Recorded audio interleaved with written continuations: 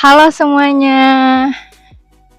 Perkenalkan, kami dari kelompok 3. Di sini kami akan membuat video membahas pasien dengan terpasang NGT.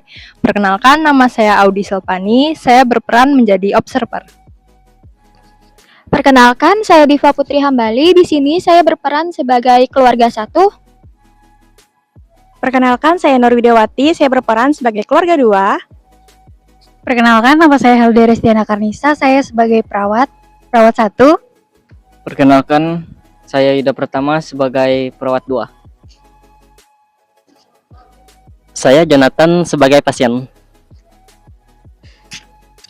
Penasaran nggak nih sama videonya? Yuk simak sampai selesai ya. Dadah! Jadi di sini saya akan menjelaskan mengenai apa itu NGT atau nasogastric tube. Jadi nasogastric tube adalah tabung yang digunakan untuk memberi makan seseorang ketika dia tidak dapat makan atau minum melalui mulut. Mengapa disebut tabung nasogastrik? Yaitu dikarenakan pemasangannya dilakukan melewati hidung, tenggorokan, dan ke perut. Ini juga akan memungkinkan untuk drainase atau lavage overdosis obat dan juga keracunan. Dalam pengaturan trauma, tabung nasogastrik bisa digunakan untuk membantu dalam pencegahan muntah dan aspirasi, serta untuk penilaian perdarahan pada saluran pencernaan. Contoh kasus, seorang laki-laki bernama Tuan J, usia 40 tahun, dirawat dengan keluhan penurunan kesadaran sejak 3 hari yang lalu. Menurut keluarga, pasien mengalami sariawan sehingga tidak nafsu makan dan hanya minum saja. Saat di rumah, pasien mengeluh sesak napas dan demam. Sejak 2 hari, pasien terlihat bertambah lemah, tidak ada batuk, riwayat hipertensi dan DM sejak 5 tahun. Keluarga mengatakan tidak pernah mengalami infeksi, pernapasan, dan pasien termasuk perokok aktif sejak lama. Dan saat merokok bisa menghabiskan 4 bungkus dalam sehari. Kesadaran, delirium, GCS 9, tekanan darah 170/90 mmHg, nadi 112 kali per menit, suhu 39 derajat Celcius, RR 24 kali per menit. Dokter menginstruksikan pemasangan NGT.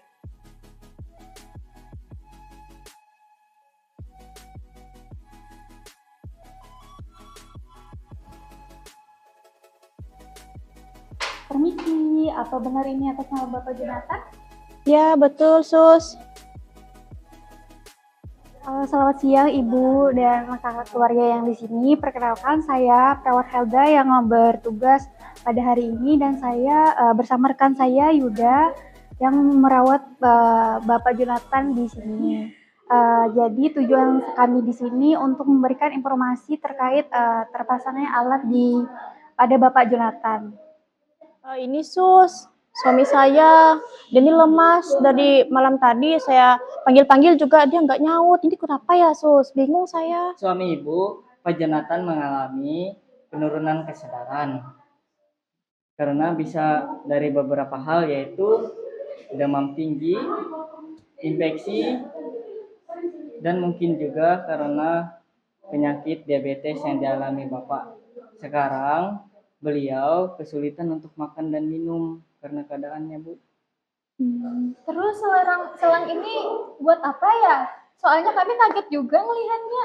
Jadi guna selang yang terpasang pada Bapak Jonathan untuk membantu kayak agar cairan bisa masuk ke tubuhnya seperti kayak makan, minum.